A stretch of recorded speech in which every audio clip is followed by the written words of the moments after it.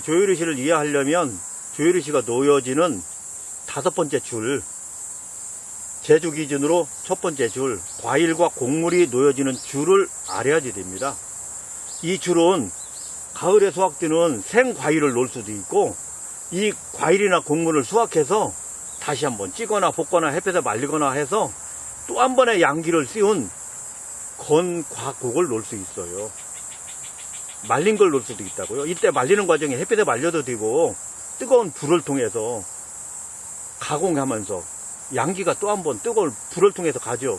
이렇게 말리던 저렇게 말리던 양기가 다시 한번 입혀진 건과곡을 놓으면 홍동백서로 분류하고, 생과일을 그대로 놓으면 조유리씨를 분류한다고요.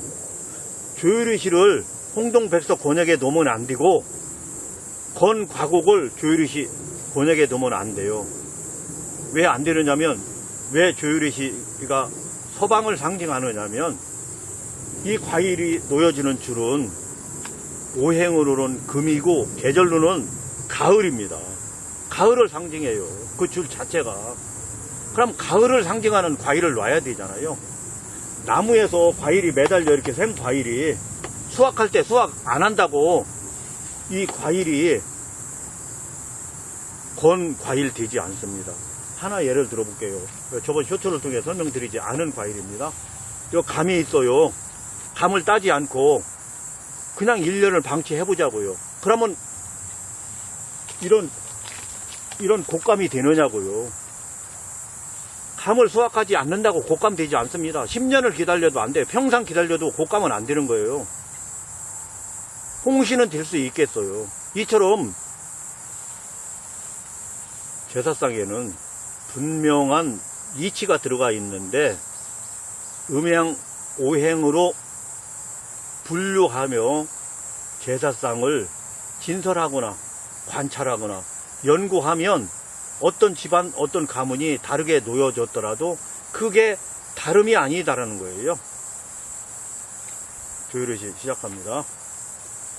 여기 가을에 생대추 열리죠. 대추를 안 딴다고 나무에서 건대추 되지 않는 거예요. 대추를 수확해서 반드시 다시 한번 양기가 입혀질 때 건대추 되는 겁니다. 그냥 놔두면 안 돼요. 나무가 죽으면은 걔가 말라 비틀어진다고 하죠. 그래서 건대추처럼 보일지 몰라도 자연 상태 그대로 해서는 나무에 매달린 채 건과곡이 안 되는 겁니다. 얘는 가을을 상징하기 때문에 생대추일 때는 조유리씨에 해당됩니다. 얘는 말리면 건대추죠. 이 건대추일 때는 홍동백서에 해당되는 거예요. 얘는 제사상 전체에서 상징이에요. 얘가. 그렇기 때문에 얘가 생대추일 때, 생대추가 언제 생대추예요? 가을을 상징하니까 가을만 생대추일 수 있죠. 그러니까 조유리씨에 건대추를 놓으면 안 되는 겁니다. 가을을 상징할 수 없잖아요. 건대추는 양기를 또 한 번 먹었기 때문에. 두 번째, 밤. 제가 조유리씨가 놓여지는, 과곡이 놓여지는 오행으로는 금을 상징하는 5번째 줄, 제주 기준 첫 번째 줄에서 조유리씨에서는 얘가 대장입니다. 그래서 저도 오늘 밤나무산에 와서 설명드리는 거예요. 얘가 왜 대장이냐면 가을은 색으로는 흰색이에요. 흰색을 만들었잖아요. 그 이야기 하려고 흰색을 만들어서 놓은 거예요. 얘는 겁질을 벗겼어요. 흰색을 이야기해야, 흰색으로 연출되어야 이 법수가 이치에 맞는 것이기 때문에 얘는 겁질을 벗겼어요. 그럼 겁질을 벗겨도 되고 안 벗겨도 되느냐? 벗겨야지만 조유리씨 재수에 포함됩니다. 이건 선택이 아니라 필수예요. 왜 벗겼느냐? 가을을 상징해야 되기 때문에, 조유리씨를 대표해야 되기 때문에, 거기가 흰색이기 때문에 얘가 대장하는 거예요. 얘는 전체의 대장, 얘는 조유리씨의 대장. 그러면 다른 과일은 왜 겁질을 안 벗기느냐? 걔들은 안 벗겨도 돼요. 벗겨도 되고 안 벗겨도 되고. 걔들은 선택입니다. 얘는 필수고. 그러면 배를 겁질 벗기면 얘처럼 흰색이냐? 얘보다 조금 진하고 얘보다 조금 진한 게 감이에요. 그렇게 서쪽으로부터 좌측으로부터 대표 흰색 밤으로부터 조금 진한 색을 놓고 조금 진한 색을 놓고 이렇게 하는 거예요. 그러면 조리시에 왜 사과는 포함되지 못했느냐?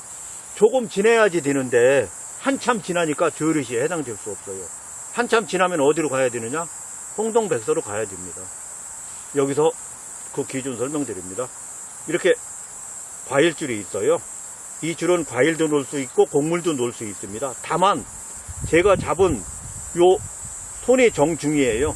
정중을 기준으로 나 제주가 바라볼 때 좌측이고 우측입니다. 고인 기준 동방이고 서방입니다. 조유리실은 서방을 기준으로 한다고 했어요. 이때 서방에서 정중까지가 놓는 거예요. 생대추, 생밤, 생배, 생갑 이렇게 정중까지 놉니다. 이 정중서부터는 건과국을 놓는 거예요. 대추를 놓고 싶으면 건조한 대추를 놓는 것이고, 감을 놓고 싶으면 건조한 감, 꽃감이 되는 거죠. 이렇게 다시 한번 양기를 입힌 과국을 놓으면 홍동백서가 되고, 생과일을 놓으면 조유리시가 됩니다. 이 부분 다시 한번 설명드려볼게요. 이렇게 나무에서 수확한 2차 양기를 띄우지 않은 생과일을 놓는 게 조유리시고, 얘들을 수확해서 양기를 입혀서 2차 양기까지 먹은 애들, 불로 지지거나 볶아서 2차 양기를 먹였던, 자연 건조하면서 하늘에서 보내는 양기를 먹였던 2차 양기 먹이면은 건조해 되겠죠? 이 건과국을 놓는 게 홍동백서입니다. 그렇게 진설하는 게 제5행 과곡줄입니다.